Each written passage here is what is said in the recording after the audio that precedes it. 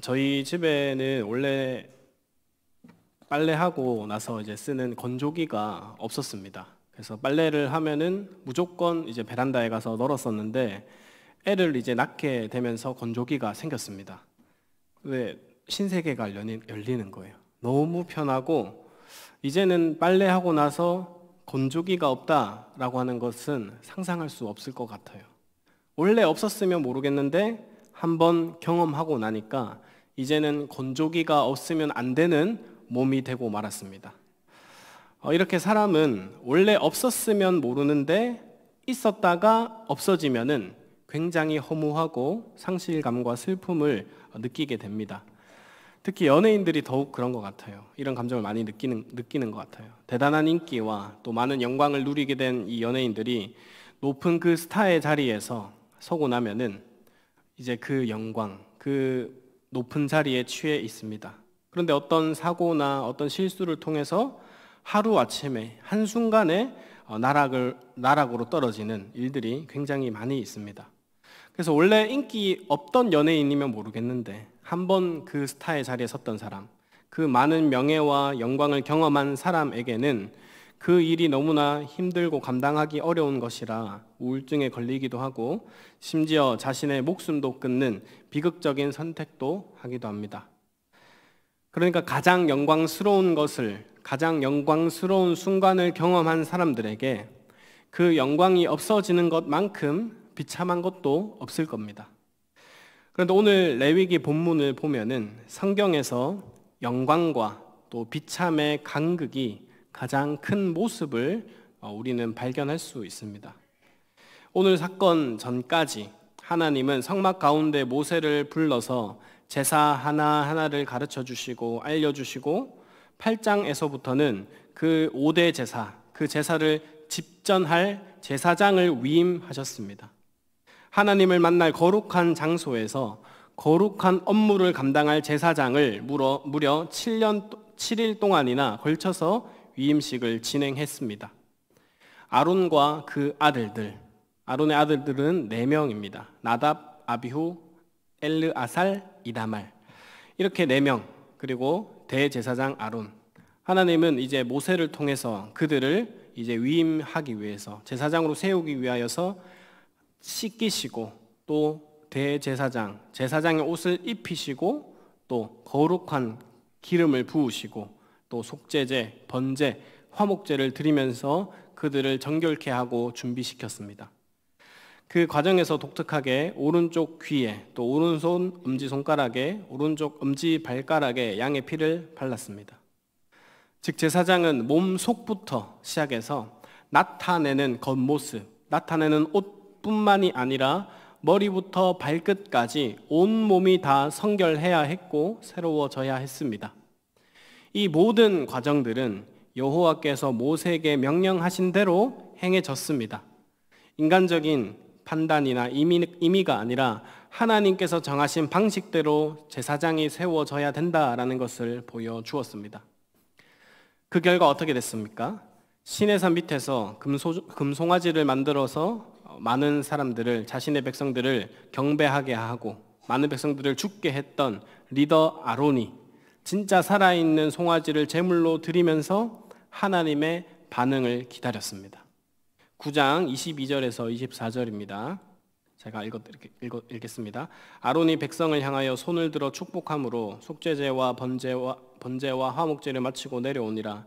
모세와 아론이 회막에 들어갔다가 나와서 백성에게 축복하매 여호와의 영광이 온 백성에게 나타나며 불이 여호와 앞에서 나와 제단 위에 번제물과 기름을 사른지라. 온 백성이 이를 보고 소리 지르며 엎드렸더라. 아론이 이제 하나님이 이 제사를 받아주실까, 이 위임식을 받아주실까 하며 드렸던 이 제사, 하나님이 승인의 마음으로 승인을 보여주셨습니다. 여호와의 불이 직접 하늘에서 떨어져서 모든 제사의 제물들을 불사르시면서 하나님의 큰 영광을 보여주시고 임재하셨습니다. 그래서 이제 모세조차도 함부로 들어가지 못했던 성막 가운데로 아론이 함께 들어갔다가 나왔습니다. 살아서 나왔습니다.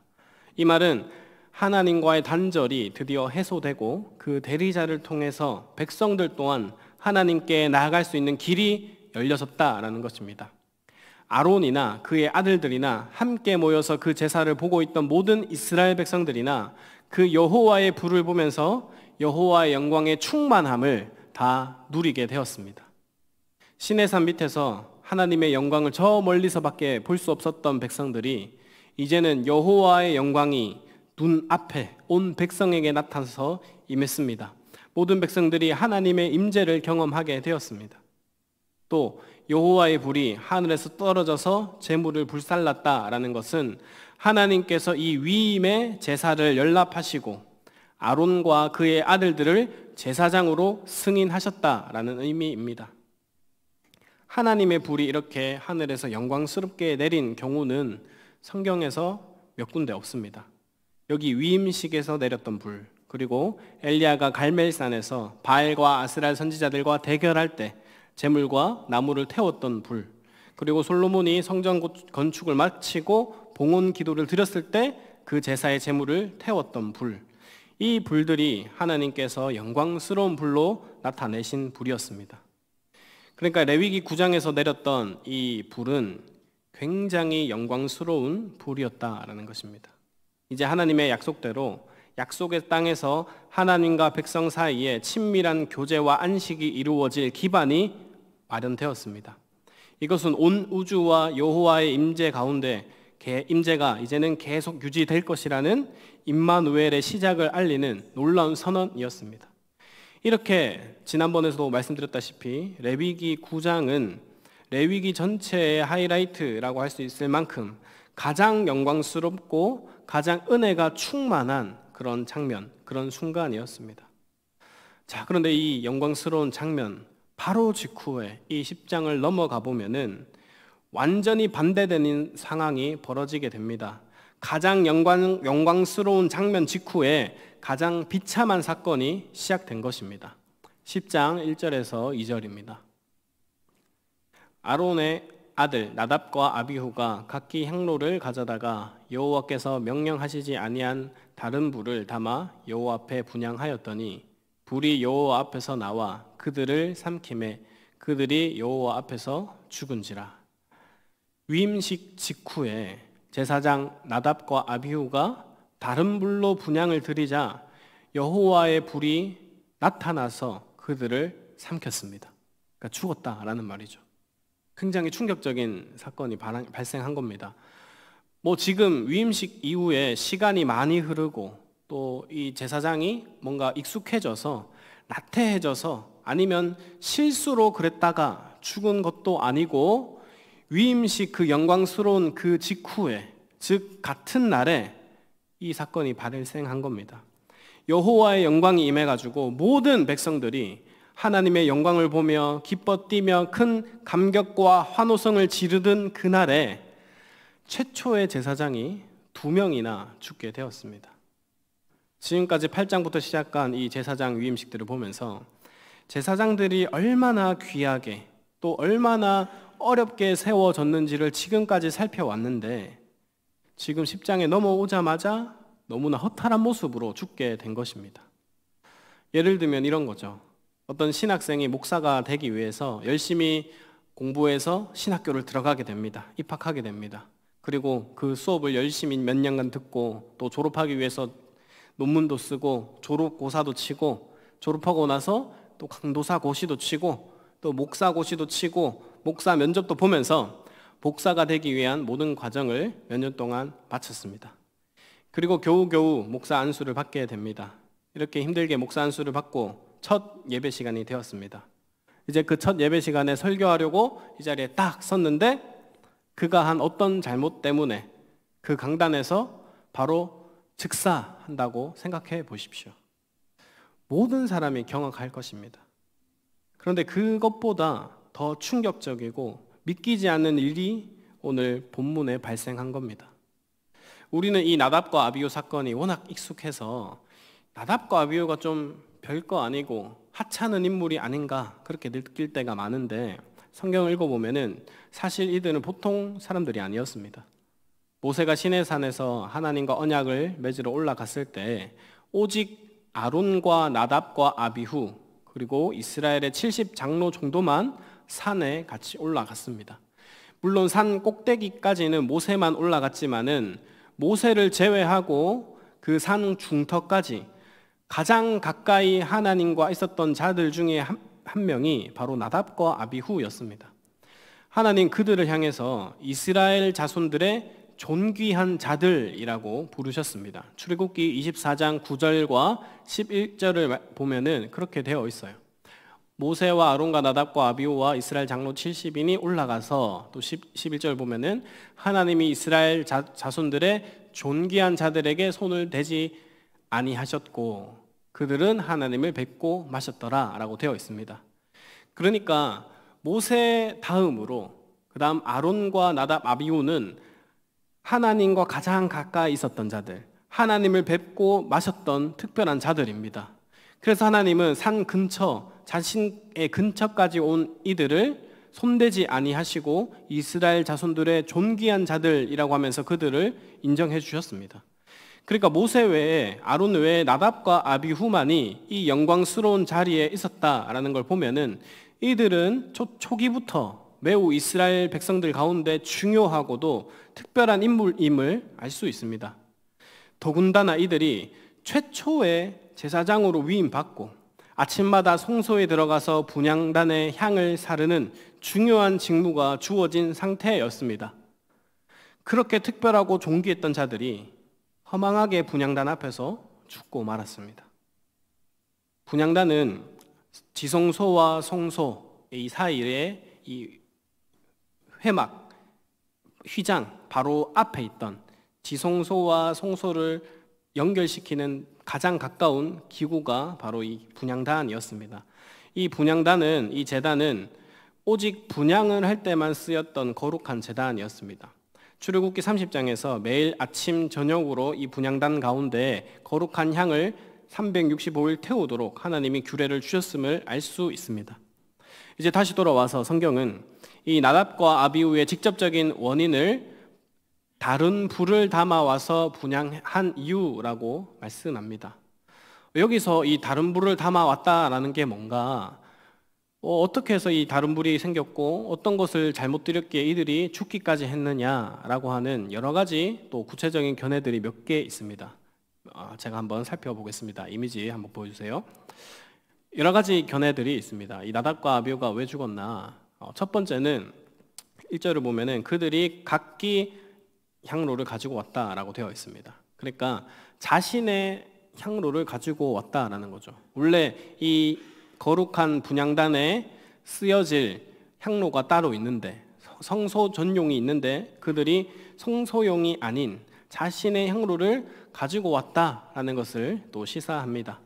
그러니까 이들은 거룩한 기구가 있음에도 불구하고 그 규정을 무시하고 자신의 향로를 사용했다라는 거죠. 또 두 번째 견해는 두 사람이 함께 분향했다라는 거죠. 원래 분향은 한 번에 한 명의 제사장만이 정해진 시간에 와서 수행해야 될 직무였습니다. 근데 이들은 제사의 질서와 규례를 어기며 둘이 함께 분향한 것입니다. 세 번째는 가장 직접적인 원인으로 볼 수 있는 다른 불입니다. 원래 9장에서 나타났던 그 번제단에서 내려진 불, 그 불로 담아와서 이 분향단에 그 불을 이용해 가지고 향을 태워야 했습니다. 레위기 16장 12절에 따르면은 이 분향을 위해서는 반드시 번제단 위에서 피운 불을 담아와라라고 적혀 있습니다. 제단 위에 이 불, 번제단에 있었던 그 불은 보통 불이 아니었죠. 하나님의 직접적인 임재로부터 발산된 신성한 불, 거룩한 불이었습니다. 근데 이 나답과 아비후가 이 신성한 불 대신에 임의의 불을 사용함으로써 하나님의 거룩성을 모독한 것입니다. 그리고 네 번째 견해는 그들이 분향단에서 분향을 하지 않고 지성소 안까지 들어가서 분향했다라고 하는 주장입니다. 레위기 16장 1절에서 2절을 보면은 나답과 아비후가 죽은 후에 모세에게 내 형 아론에게 이르라 성소의 휘장 안 법궤 위 속죄소 앞에 무시로 들어오지 말아서 죽음을 면하라 라는 말씀을 볼 때 나답과 아비후의 죽음이 지성소 침범과 관련이 있을 수도 있다라는 추론이 가능합니다. 지성소는 대제사장만이 오직 1년에 한 번만 들어갈 수 있는 지극히 거룩한 곳이었습니다. 또한 나답과 아비후가 이 사건 바로 이후에 하나님께서 직접 아론에게 이렇게 말씀하셨습니다. 회막에 들어갈 때는 포도주나 독주를 마시지 말아서 너희 죽음을 면하라. 이렇게 말씀하신 것을 또 주목할 필요가 있습니다. 나답과 아비후가 회막에 봉사할 때, 이 분향단의 향을 사르러 갈 때 술에 취해서 분별력을 잃고 하나님이 명하시지 않은 다른 불을 드렸다라는 가능성을 강력하게 또 시사합니다. 그러니까 종합적으로 이들의 행위는 그저 단순한 무지에 의한 실수가 아니라 하나님의 뜻을 무시하는 고의적인 반역이 있었다라는 것을 암시합니다. 하나님을 거룩하게 받들어 섬기고 영화롭게 하는 것이 제사장의 존재의 이유였는데 이들이 그렇게 하지 않았다라는 거죠. 이렇게 다른 불의 의미, 또 죽음의 원인들에 대한 견해가 이렇게 몇 가지 있지만은 무엇이 정확하게는 알 수는 없지만 우리는 중요한 것은 여호와께서 명령하지 아니하신 불을 드렸다라는 것이 팩트입니다. 즉 이 사건의 핵심은 하나님의 명령을 고려하지 않은 행동, 다시 말해 허락되지 않는 행동과 태도에 있었다라는 것입니다. 하나님은 스스로 거룩하심과 영광을 나타내시는 분이시기에 사람들의 마음대로 그분을 섬길 수 없으며 오직 하나님이 제정하시는 그 방법을 따라 섬겨야 합니다. 하나님의 명령을 소홀히 다루는 것은 하나님의 거룩하심에 대한 경솔한 태도라고 볼 수 있습니다. 그래서 이 구약의 이 사건 외에도 다른 예시들에서도 이 본질적인 거룩의 본질적인 의미를 찾아볼 수 있습니다. 민수기 16장을 보면은 고라 자손이 다른 사람이죠. 하나님께 허락받지 않은 그런 제사장이었는데 제사장 그 모세와 아론을 인정하지 않고 자신들이 이 제사장 직분에 도전했을 때 하나님이 그들을 불로 삼켰습니다. 여기서는 향을 절차대로 드리지 않거나 다른 불을 드렸다는 문제가 아니라 여호와께 나와서 제사를 직접 구별된 이들이 따로 있는데 고라 자손들이 이에 도전했다라는 점에서 이들은 다른 사람이 문제가 된 것이죠. 또 신약에 와서는 초대 교회에서 아나니아와 삽비라가 성령과 하나님을 속여서 제물을 드렸을 때 그 자리에서 즉사했죠. 이들의 행동 역시 하나님의 거룩함을 가볍게 여기고 하나님의 거룩하심을 침해했기 때문에 하나님의 진노를 샀던 것입니다. 여기서 우리는 거룩의 본질적인 측면을 주목하게 됩니다. 거룩이라고 하는 것은 우리에게 내재된 어떤 능력이 아니라 하나님과의 관계로부터 오는 부여받는 것입니다. 하나님이 아론의 자손을 제사장으로 구별하셨다면은 그들은 하나님으로 말미암아서 거룩한 제사장이 되는 것입니다. 마찬가지로 신약은 모든 그리스도인들이 그리스도를 통해서 거룩한 제사장이 된 것을 선언하고 있습니다. 이 또한 우리의 어떤 내재적인 특성 때문이 아니라 하나님이 그리스도로 말미암아서 우리를 거룩한 제사장으로 삼으셨기 때문에 우리가 거룩해졌다라는 것을 기억해야 합니다. 우리는 언제나 담대한 거룩한 사람으로 살아야 하지만 동시에 이 거룩이라고 하는 것을 우리가 확보하고 마음대로 할 수 있는 것이 아님을 유념해야 된다라는 것이죠. 하나님의 임재를 상징하는 불은 동시에 하나님의 거룩하심을 상징하는 불이며 사람들이 마음대로 조정하고 조절할 수 없다라는 것입니다. 우리가 하나님을 우리의 취향과 기호에 맞게 하나님을 길들일 수가 절대 없다라는 것입니다. 하나님이 명하시지 않은 다른 불, 다른 향, 다른 사람으로 그분께 나아가면은 여호와의 불이 우리를 삼키게 될 수 있다라는 것을 명심해야 합니다. 레위기 10장의 결론은 이 점을 다시 한번 강조합니다. 3절입니다. 3절 우리 함께 읽겠습니다. 시작.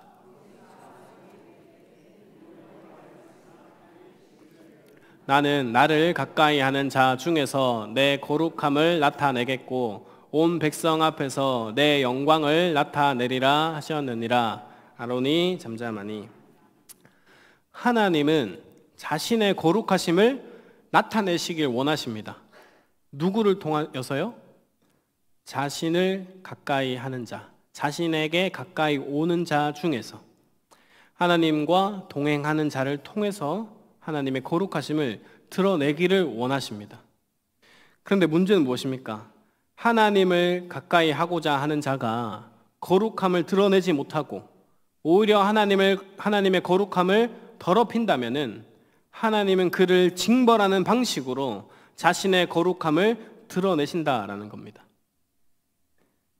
하나님은 가장 가까이 와서 성막에 직무를 하는 이 제사장을 통해서 하나님의 거룩하심을 드러내기를 원하셨습니다.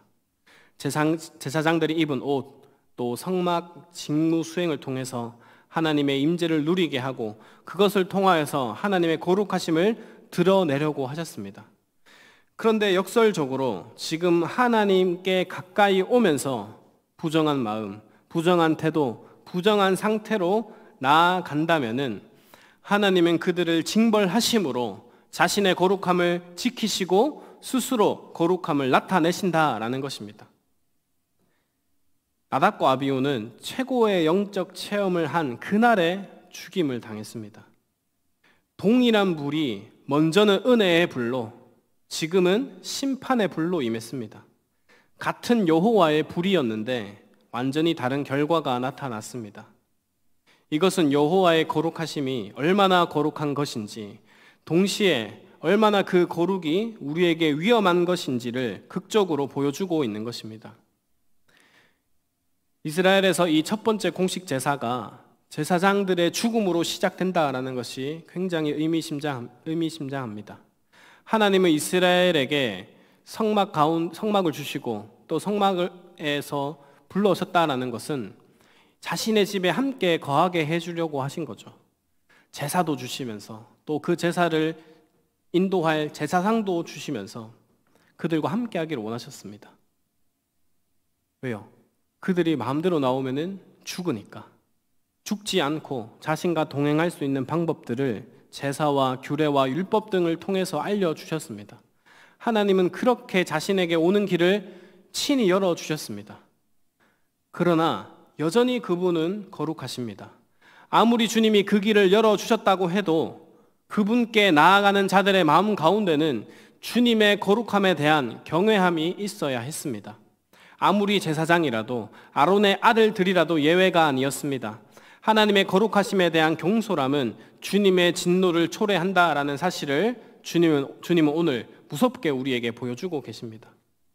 제사장들이 하나님의 법을 위반했을 때 단호하게 진노를 나타내심으로써 앞으로 약속의 땅에서 하나님을 섬기는 모든 자들이 어떻게 하나님을 섬기고 어떻게 하나님께 나아와야 하는지를 선례로 보여주신 것이죠.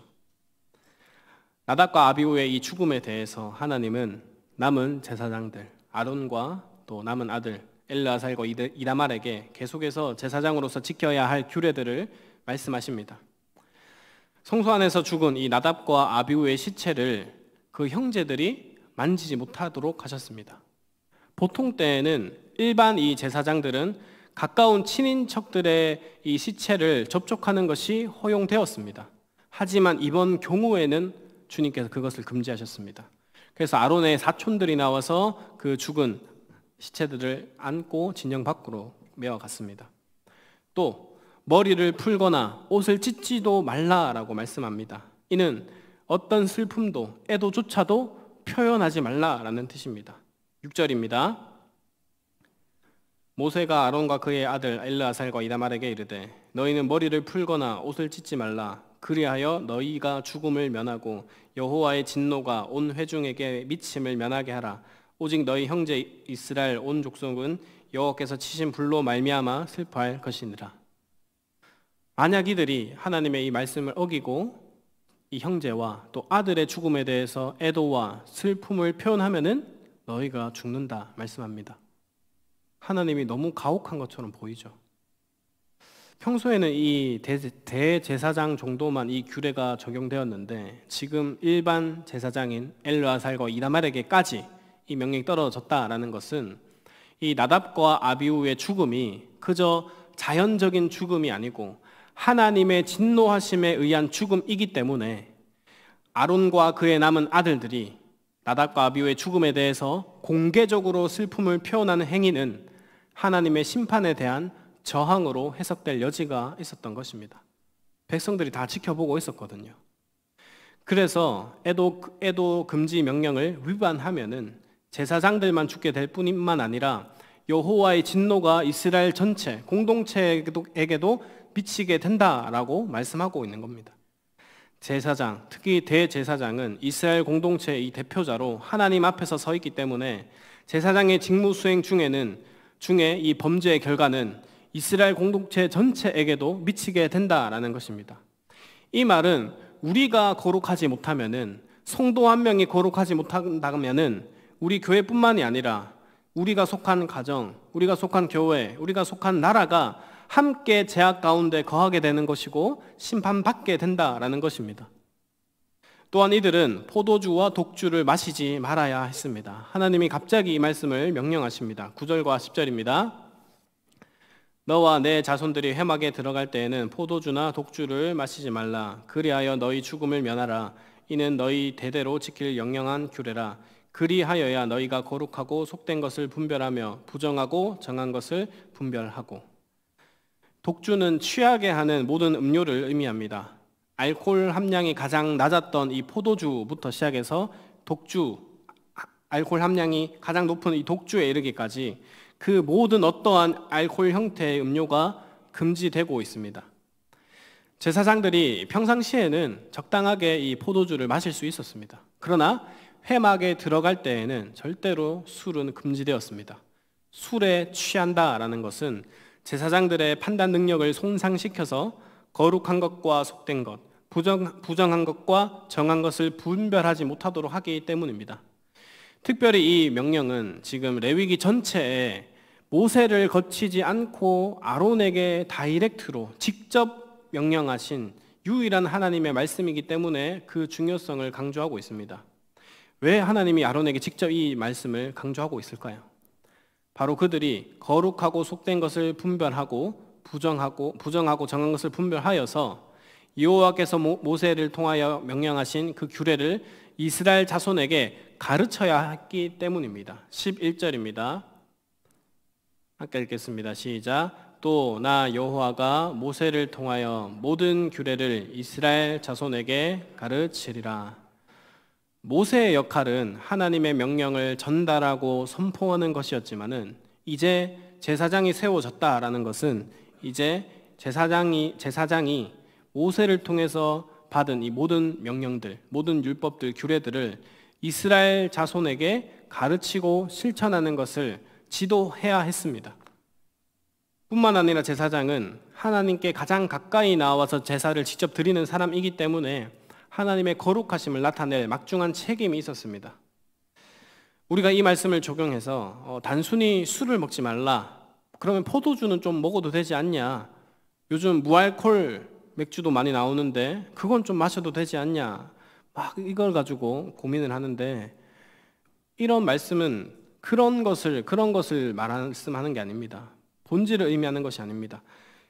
거룩함을 위해서 거룩함을 빼앗게 하는 그것을 멀리해라 라고 하는 것이죠. 조금도 용납하지 말라라는 것입니다. 하나님의 말씀을 따르지 못하도록 하고 다른 것에 취하도록 하고 다른 것에 더 마음이 빼앗기도록 하는 그 모든 것들이 사실상 다 독주와 같습니다. 나는 술 안 먹으니까 괜찮아가 아니라 하나님의 말씀 외에 다른 것들이 분별력과 판단력을 흐려지게 한다면은 이미 우리는 취했는지도 모릅니다. 하나님은 거룩하고 속된 것을 분별하고 부정하고 정한 것을 분별하여서 다음 자손에게까지 그 율법과 규례를 다 가르치고 실천하기를 원하셨습니다. 우리가 말씀이 아니라 다른 세상의 가치들, 또 성경을 보더라도 내 신념과 내 가치로 이 성경을 재단해서 마음대로 살아간다면은 우리는 포도주와 독주를 마시고 있는 것과 같습니다. 왜 그런지 모르겠는데 제가 요즘 느끼는 이 교회들의 모습이 성경에서 말씀하는 신앙으로 하나님께 나아가는 것이 아니라 자신의 신념을 가지고 하나님께 나아가는 것 같습니다. 저마다 자신의 신념과 가치를 가지고 아니면 어떠한 정치적인 가치를 가지고 저마다 자신이 진리라고 말하면서 주님께 나아갑니다. 말씀 위에 이 신앙을 쌓는 것이 아니라 자신의 신념 위에 신앙을 쌓고 이것이 하나님이 기뻐하시는 것이야 라고 말하고 있는 것 같습니다. 우리는 자신의 포도주와 독주를 버리고 정신 차리고 말씀으로만 돌아가야 되는 제사장임을 기억하시길 축복합니다. 말씀을 맺습니다. 오늘 가장 영광스러운 순간을 경험한 제사장에게 가장 비참한 죽음이 발생했다라는 것을 보았습니다. 그러니까 어리석은 인간은 이 절정의 은혜를 맛본 후에도 곧장 타락의 길로 떨어질 수 있다라는 것입니다. 그만큼 우리가 연약한 존재라는 것을 인정해야 합니다. 우리가 하나님 앞에서 어떠한 인정과 어떠한 성공을 맛보았다고 해서 그것이 우리의 삶의 끝이 아닙니다. 우리는 하나님 앞에서 했던 그 승리의 경험, 그 이후에도 앞으로 살아가야 할 계속된 삶이 있습니다. 그 삶이 지속적인 승리 가운데 있게 하기 위해서는 항상 우리 자신을 단속해야 합니다. 사도 바울은 빌립보서에서 이렇게 말씀합니다. 나의 사랑하는 자들아, 너희가 나 있을 때뿐만 아니라 더욱 지금 나 없을 때에도 항상 복종하여 두렵고 떨림으로 너희 구원을 이루라. 우리 하나님은 독생자 예수님을 주실 만큼 은혜로운 분이십니다. 그러나 동시에 그 누구도 침범할 수 없는 위험한 거룩성을 가지신 분이십니다. 주님은 자신에게 가까이 오는 자들을 통해서 오늘도 주님의 거룩하심을 드러내기를 원하십니다. 그러나 다른 불로, 다른 자신만의 어떠한 방식과 가치관과 태도로 또 마음으로 경솔하게 주님께 나아오는 자들은 주님이 막으십니다. 거룩하신 하나님의 진노를 촉발하지 않고 그분과 함께 동행하는 유일한 길은 그분의 뜻을 행하며 그분의 뜻대로 사는 것입니다. 그리고 포도주와 독주를 마시지 않아야 합니다. 나를 취하게 해서 하나님이 기뻐하시는 정한 것과 부정한 것을 구별하지 못하는 그 무엇인가를 단호히 끊어내야 합니다. 그래서 오늘 이 말씀을 통해서 오늘 나는 무슨 불을 가지고 살아가고 있는가? 내가 가지고 있는 불이 혹시 여호와의 불이 아니라 다른 불이 아닌가? 또 내가 마시고 있는 것이 독주가 아닌가? 잘 살펴봐야 합니다. 거룩하신 하나님과 동행하고 하나님의 거룩하심을 드러내는 백성들이 되기 위해서 오늘 이 말씀을 우리에게 주시는 하나님의 엄중한 경고로 받아들이고 자신을 정결하게 하고 하나님께 거룩한 제사장으로 나아가는 우리 드림의 모든 성도님들 되시기를 주님의 이름으로 축복합니다.